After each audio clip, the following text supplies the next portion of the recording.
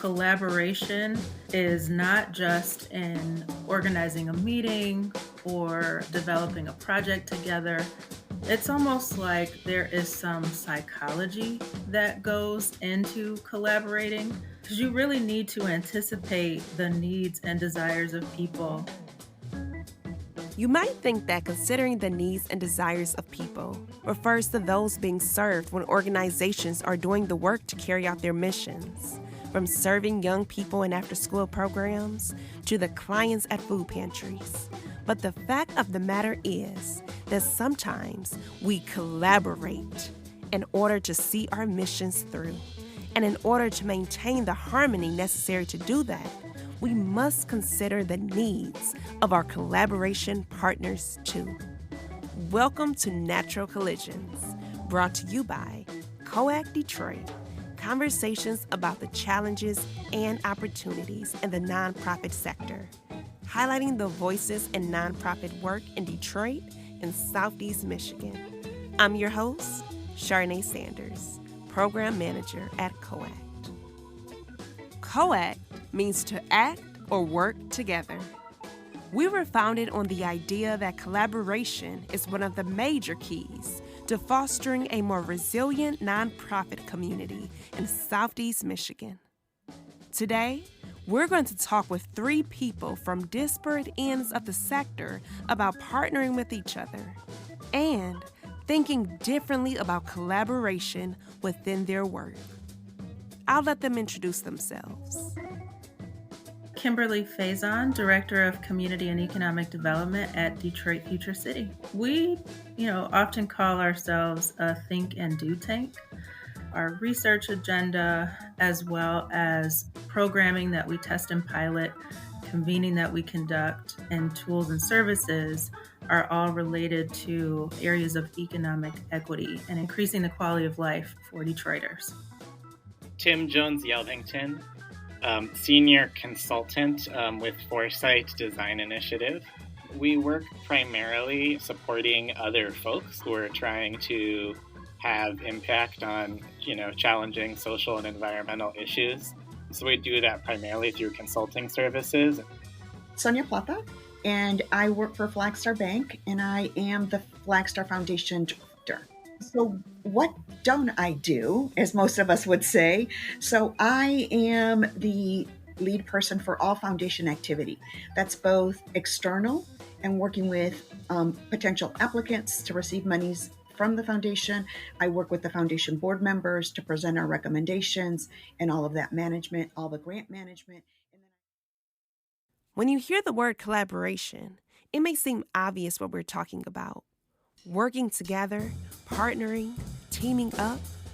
But as Kimberly Faison put it earlier, it requires a lot more than we may immediately realize. In fact, Kimberly has worked with Tim to identify the best ways to account for everyone's needs in a collaboration. Here's more from her perspective. There's a lot of table setting, so to speak. And if you desire to be inclusive, and if you desire to hear voices of others, and if you desire to be challenged, you have to think deeply about how you set a table for that. And, one thing that I thank Co.act for kind of bringing us together with Tim's organization is that they have helped us really challenge our own thinking about how to do those kinds of things. Collaboration was a word that we were throwing around a lot and working with a lot of people who were using in our work. Right? There are multiple ways that people work together or can work together, right? So there's cooperation, which is, I know what you're doing and we're kind of maybe going to divvy up the work in a certain way and not step on each other's toes. There's coordination, but even before that, where it's just like we're aware of what each other's doing and are kind of going to stay in our lanes. And what's distinct about collaboration, and I think what some of what Kim said gets to this, is that you're actually more up in each other's stuff, kind of, right? You're like co-creating something together more often, or like really whether that's within an individual organization or across multiple organizations or like contexts, you're doing something collective together that draws upon the strength of the different people participating that you wouldn't be doing if you weren't collaborating. And I think that's really challenging and can also be really impactful. I think the reason we care about it is our organization is really focused on like systems change and trying to get more to like root causes of issues. And collaboration is one of the ways that we can more meaningfully kind of scale our approaches to like how complex these challenges and problems that we're working on are. I also really appreciated what Kim said about it having the psychological dimension, because I think, part of that I think is this piece around identification and belonging with the people that you're working with. I think what Kim said about setting the table kind of speaks to that I think when collaboration really is able to fuel itself more long term beyond just individual tasks and projects, it's because people have started to identify a little more with each other in their work together beyond just a kind of like transactional thing. So I think I think that there are different levels of collaboration. When you think about, is it one-on-one and internal with, your colleagues and teammates, or is it, in the sector, like for some of us, again, nonprofit to nonprofit, and really engaging in trying to solve for an end goal and really think about impact in the larger context of impact. So I think I'll talk about the nonprofit specifically. I think that I think oftentimes what happens is nonprofits are asked to collaborate, but aren't giving the skill sets or rules or guidelines on what that really means. And so then they're either just cooperating or they're coordinating. So I think that there are other ways or other levels of collaboration, but oftentimes it's not always clear on what funders and or what an organization is defining as part of that process. So I do think that one, understanding how we defined it and coming all to the same table to understand what does it really mean in my lens and from my experience, as well as what does it mean from the other party's lens and experience. So that's one for us. The other is I think collaboration takes time and takes trust. And oftentimes funders don't have time and don't necessarily, they're wanting to get a project done. And I think organizations fall in the same vein. They're trying to get a project done and not necessarily, one, because has it been told to them or because they're trying to solve for X. And so I do think that thinking about collaboration, again, happens over time, and it's about building that trust and also the willingness to share more information than most people are used to sharing. Sometimes it's financials, sometimes it's budgets, sometimes it's donors, sometimes also the size of the organizations play out in different roles within a collaboration. When you have really large entities and you have smaller grassroots frontline entities that are more volunteer driven, then it's understanding how does the work get aligned and or disseminated and who's taking responsibility. And so I think understanding those roles and then also understanding the capacity that each organization has as part of collaboration. And for us, one of our biggest projects has been the Pontiac Funders Collaborative. That's 9 funders, both local and regional, all different sizes in the sense of, revenue and assets. But we've all come together to really think about how do we work in the Pontiac community, make a difference in the Pontiac community with the Pontiac community. So it's not upon it, it's with the community. And so I think that's really what has been really positive about this collaboration. And it's taken us time, but we also did upfront research about what it was really going to take and to understand the community. And the community has had to understand us as well. The challenge has been, it's been mainly virtual. For the last 2.5 years, we've been all, on Zoom, WebEx, Teams, all kinds of different platforms to get meetings done. And so there hasn't been that immediate or personal touch of getting to know people in a more casual environment. The meetings happen, you get the meeting done, and then you're off camera or you're off that meeting and you're on to your next meeting or next task. So I do think that that's also impacted collaborations in a way that none of us could have expected. But we have been able to move the needle. And I think that there are some exciting results as part of this process. We do a lot of convening as an organization. For the last few years, DFC has been like the backbone organization for the Detroit Neighborhood Housing Compact. What I love about the compact is that it has a very clear focus in improving the single family housing system and thinking about housing quality, thinking about cost burden, and also thinking about increasing home ownership.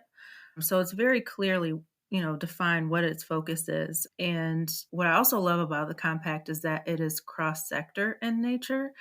I think a lot of times in the social sector, we often work very closely with folks that have a similar mission, who care about the same things. But I think we often go to organizations who are structured like we are. So I think there is tremendous value in working with organizations who don't operate the way that you do, who perhaps have to think about mission, but also have to think about profit, or organizations that have to think about mission, but also, are delivering resources in a way that is different than your particular sector. I think that we will not solve the problems that we're trying to solve for unless we are able to effectively work with folks who are different than us. And also, I think there are entities that we perceive to have power. And I think that that can sometimes be something that we shy away from. Perhaps there is power in policy. Perhaps there is power in resource allocation. Perhaps there is power in, setting the rules, so to speak. And I think that sometimes humans shy away from those entities that they believe to have power, and whether it's a reality or a perception. But we can't really make change and the outcomes that we want to see unless we find a way to have effective conversations with those entities, and also to tap into our own power in order to find leverage points, and also to identify the win-win for the us and the them. I'm not suggesting by any means that the collaboration that we have done has solved any of that, but what I am suggesting is that I think we have conversations, and learn from each other in a way that at least gets us closer to, some middle ground. So that's one thing that I appreciate being able to witness, is like the learning together around a common agenda and the exchange of ideas. And I will also say I've learned from failure. There's some collaboration that we have attempted to do, and it didn't have the outcomes that any of us wanted. I think we still respect each other tremendously. We still care about the thing, and we're still committed to exchanging information and partnering where it's possible. But there was an example, I won't be too specific, but we sought out a collaboration and spent a lot of time together. We did research together. We exchanged ideas together. We did a lot of communications in all the places that we thought were appropriate to get to the end result. And, the thing that we had designed just wasn't working for all parties involved. And, we had to have some honest conversations about that. So I think the fact that it didn't end the way we had hoped felt like a failure, but in all reality, we learned so much. And I think that, the vision will still move forward. And eventually we probably will come back together in a different form. But, when you get really attached to a particular outcome, it hurts when when you don't achieve it. But the lessons can be just as beautiful if you allow them to be. Kimberly, Tim, and Sonia are all about collaborating, and they've worked together in various capacities too. But as I mentioned before, they come at it from different perspectives. This is what we love about how people collide at Co.act. Who knows when or if they would have come together otherwise? You might remember that a part of Sonia's role at Flagstar Bank is her membership in the Pontiac Funders Collaborative. We wanted to know, what specific collaborative practices happen between funders and investors? a group that you don't normally hear about partnering up. For Flagstar, we had been making investments since we're in the backyard of Pontiac. And so we really felt that, being good neighbors and a community bank, we needed to be involved. So our initial investment in Pontiac was $10 million. It included financial literacy and programmatic, but then also services around housing through our CRA and other products. And so when we started that initiative, we then were also then having conversations with the Community Foundation for Southeastern Michigan. And so that led then to having other conversations. And so I think the way, as anything happens, it's by conversations. It's, again, sharing each other's work. It's sharing what is happening. And then also, some of the funders that are now at the table had not had an interest in Pontiac or really weren't sure how to enter and support the Pontiac community. And so I do think that having already a funder in that work and there allowed for others to come in and to be part of this work that we're doing together. And so I think that you follow when there are good things happening, and you follow as you're learning as well. And so we also learned that we needed to do more research about what all of us were doing, what were we all funding, what were our priorities, what were organizations that we had a relationship with, that historical information. And that took about 2 years. So again, collaborations and or coming together takes time. And often we're just really impatient. And as Kimberly said, I think that coming together is the initial. The learning that happens all the way along might not get us to the end or to the result that we intended, but the relationships that are built are really crucial. The way that now organizations in Pontiac have a relationship with some of these other funders and can go to them directly, that they can also come directly to the full collaborative. And so I think that has allowed for growth, not only for the individual foundations to learn more about Pontiac, but then also to, make investments and build relationships. And for us then to continue to think about, okay, so how do we all align? So if workforce readiness is our interest, or if entrepreneurship is our interest, how do we support that? And of course, during COVID, entrepreneurship and committing to supporting small businesses and immediately was really key. So we went out and, we have subcommittees for all our areas, which is capacity building, entrepreneurship, public spaces, workforce readiness, and then we have key institutions. So and we've all come together to define these as part of the research that was done. So again, I think it's that patience. I think it's listening to each other. It's the opportunity to share information transparently about what the work is. And then as well is always being in tune to that community that you're trying to serve and bringing the community along with you. I think you said it well as well, Kimberly. It's having all of the sectors that are part of the community present. So there's large organizations, there's small organizations. We have the mayor's office, we have the, school district. We also have the chamber plus the Pontiac, Community Foundation. And then we have Ascend and Centro Multicultural. We have also, so again, you have all these entities that are very different in their work, but are also just really key to solving, the challenges that the community faces. So we want to get to outcomes, but it's been challenging because there's just, what does that really mean? And how does that really translate into the community? And then how does it translate to the community in its cultural values and how it functions and it works? And so we've had to take that step back and be mindful as funders that our way of thinking of things isn't always the best way for the community. And we've been fortunate that we have great leaders that are part of both, that feedback loop. And then the individuals who are leading, which is the Community Foundation has the staff that are leading the work, which again really brings us and pulls us all together. And there are other consultants that are part of this process as well. I'd love to say something about this relationship piece because I think it's really important. And this gets back, I think, to something, Sonia, you were saying about the amount of time that collaboration takes and the lack of patience that there sometimes is for that in the funding community.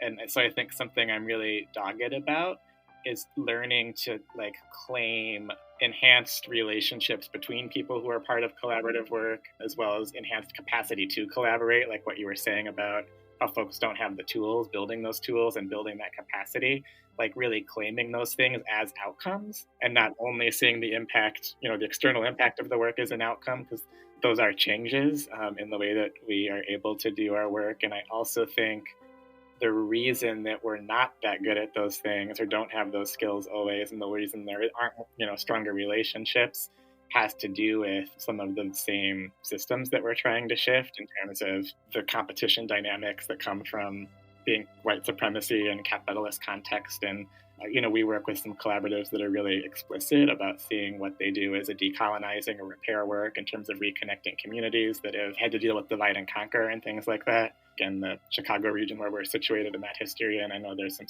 plenty of similar dynamics in Detroit.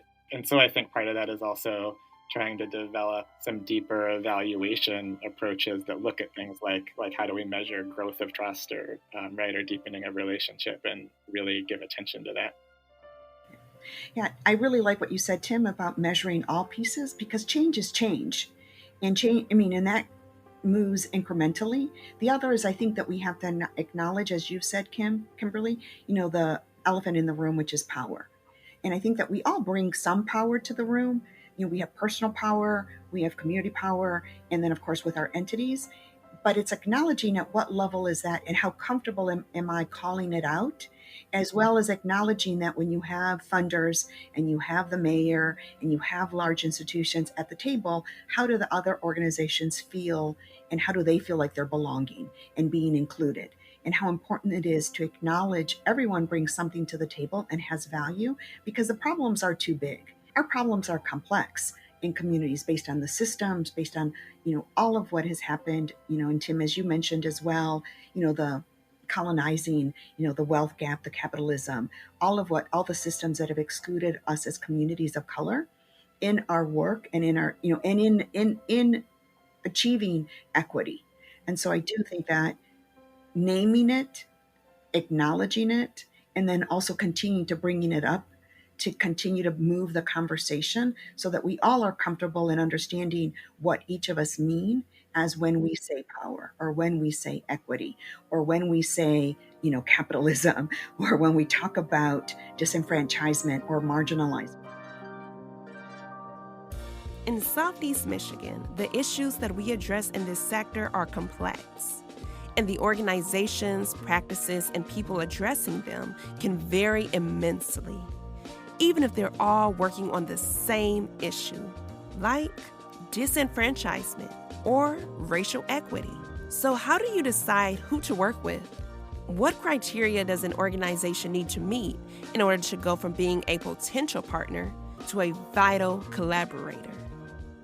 Earlier, I think Sonia had the question about whether we all have the same understanding of collaboration and what it means to collaborate. I think even before that, to me, there's a step of why, or being clear around why we're collaborating and whether it's really necessary, because it does take a lot of work, and some of those other approaches to working together, the coordination or the cooperation, may be sufficient and they're totally fine, right? So making sure that investment of time and the stretch it's going to take is really necessary for what the ambitions or vision are. So one of the projects we worked on was to gather this group of leaders of different kind of multi-stakeholder or multi-sectoral collaboratives and do a year of a kind of learning circle model. And one of the things that came out was a desire for an onboarding or kind of memorandum of understanding process that incorporated more of the kind of the values piece of how people wanted to relate to each other in the collaborative. A lot of the what's called MOUs or memorandums of understanding that are out there just kind of focus on organizational roles and the really kind of logistical and legal aspects and getting those on paper, which is super important. Yeah, I think so many times people come together because they care about the same thing. Because when you're in it, you just want to jump in. You're just time is of the essence, because I'm seeing the outcomes. I'm seeing the suffering. I'm seeing the urgency. I want to do something right now. But I think being grounded in those things really does have value in the long run. And I would agree. I think it's really important to have that grounding of purpose and somewhat of an end goal, but is understanding what are some of the first steps, especially when people don't have not worked together before, or people have not come to the same, have seen themselves as competitors and not as, solving the issue. And so I think the other is to really set ground rules as to how and roles and how people operate, and that there is common agreement. I think the idea that you have a memorandum of understanding is really important, and having something that that everyone signs, because then people are held accountable. We're all held accountable when there is, documentation, when it's all talk and, coming together, which is great, and building relationship, but who's holding, again, how do we hold each other accountable? And if we've signed something, then we've made a commitment in writing to a process, to a solution. And so I do think that having that tool is important. I also think it's trying to understand the community as well on how it operates before you even get to the memorandum of understanding, or who's been invited but who's missing, and how do we look at the room as to there's missing parties that are doing the work but aren't necessarily the same size as some of the organizations in the room. Maybe they serve a different population. It's, again, how do we do that assessment up front? And those are things that we've learned as part of our process, through the Pontiac Funders Collaborative. With regard to coming together when you think that you might embark upon collaboration, I think we often start with the people who we know have some mission alignment, who care about, some of the same things. But I'm curious if you've ever had a situation where, in your current role or in the past, where you knew that there might be an entity or a sector that might be important or even central to trying to solve a thing, but you don't know if they're mission aligned. Perhaps you're concerned about like that power dynamic, or what have you, like what it means to embark upon a potential collaboration or a potential partnership where you don't know if you're mission aligned, but you know that there is a connection point that should be made. I think it's important to think about the value that group would bring to the table, as well as, even though there is not potentially mission alignment, is engaging in a conversation with those parties that are already engaged in the collaboration. It's making the case, is what I would say, is how do you make the case for others to join, and why, and working through those dynamics within the collaboration that already exists, but then also engaging that organization as well, because you can have the conversation, and it's almost like those conversations have to happen simultaneously, because you're having the conversation with those that are already part of the collaborative, but you also have to have the conversation with the organization, because one may say yes and one may say no, or they both may say no and then they both may say yes. So it's how do you manage, all those dynamics, because I do think that if it's going to assist in solving, the situation or crisis, or getting to the outcome, they definitely should be at the table.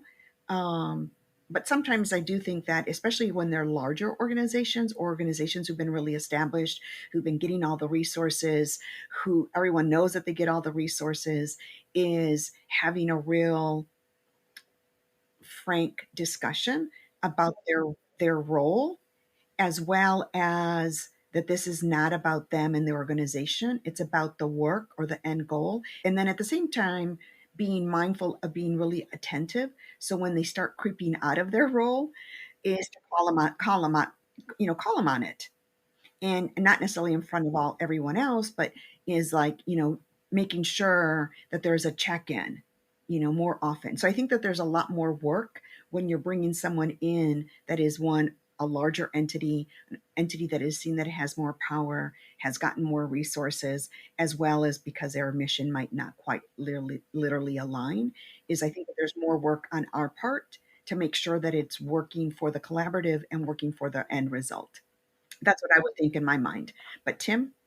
Yeah, I think this is one of the most fundamental tensions, actually, in this type of work, that we should talk about a lot more than we do. I've been at tables where we're having the more conceptual conversation about collaboratives, where it comes up, and then we don't go a whole lot deeper in it. But I do think it's very much tied to the power conversation that we had earlier, which I didn't chime in on, but couldn't agree more with both of you about the need to have more frank assessment of the various kinds of power at these tables and how to leverage it and what kind of power isn't there that we need to have there to accomplish the goals. I think I feel like there's maybe like a couple of approaches for navigating this that I've heard people talk about. So like one would be rather than requiring full alignment or trying to get everyone participating around a completely shared set of like long-term values, what are the things that we are aligned around on, and investing the energy there instead, right? Maybe more outcomes driven. I think the other thing is that there are different roles, and this gets to some of the earlier conversation as well in the initial setup, but there's different, depending on the structure of a collaborative, there's different ways people can participate, right? And then I think the individual person sometimes also matters though too, if it's someone who's able to show up in a way that has integrity around, like, here's the institution I represent, here's how I'll be in this space, here's how I can, I think I've seen that with some city agency folks in our city, where we know that if you go to like the city and are approaching them with an ask, it needs to really be on their terms in a certain way to get it implemented. But I think there's folks that can represent those bodies and come up and be honest and open about that power conversation and participate fully as themselves while also holding the position they're coming from. And, so I think thinking about the individual and what they bring to it as well, maybe. Yeah, I would agree. And then what are the expectations? I don't oftentimes think that we really talk about expectations and being really clear. It's not only attending every meeting, it's then making sure that you're prepared for every meeting. It's making sure that that you've accomplished your task if you had a task. And if not, were you able to communicate that why you couldn't accomplish your task? I think that's also really important, because a lot of people will do their work and then others will come to the meetings unprepared. And then what happens is the individuals who have come prepared will say, well, I don't have to come prepared anymore because most of the people don't come prepared in the first place. So I think setting those, real clear expectations, and being respectful of all of that. And then also being able to communicate when you can't meet that expectation. I think another thing about having those decision makers in the room is you need to, and this is sort of a meeting design and facilitation thing, but demonstrate the value of participation for them early on with those meetings. You always know that something has started to fail already if you get to like meeting 3 or 4 and they're always sending the proxy, or like, it's like the interns showing up now, right? Nothing wrong with interns, they're wonderful. So, I think one of our pieces of advice always has been, as much as we've been, I think, hammering on like setting up these foundational things, there's also, I think, a danger in making every meeting early on be about structure and governance and that people can tune out from. So we always tell folks, like, find some kind of immediate, kind of low-hanging fruit type of activity or action that people can begin taking immediately, because doing things, I think, is, in addition to relationship building, is part of how the trust develops as well, is like taking action together. Thank you to Tim Jones Yelvington, Senior Consultant at Foresight Design. You can learn more about his work at foresightdesign.org. Thank you to Kimberly Faison, Director of Community and Economic Development at Detroit Future City. Be sure to check out Kimberly's work at DetroitFutureCity.com. And many thanks to Sonia Plata, Foundation Director at Flagstar Bank. Learn more about her work at Flagstar.com. This has been Natural Collisions Podcast from Co.act Detroit. Remember, the word co-act itself means to work together, because we know we cannot have transformational impact if we only work alone. To learn more about our work, visit coactdetroit.org. Please subscribe to Natural Collisions on Apple Podcasts, Spotify, or wherever you listen to podcasts. We'll return with more conversations soon. Thank you for listening.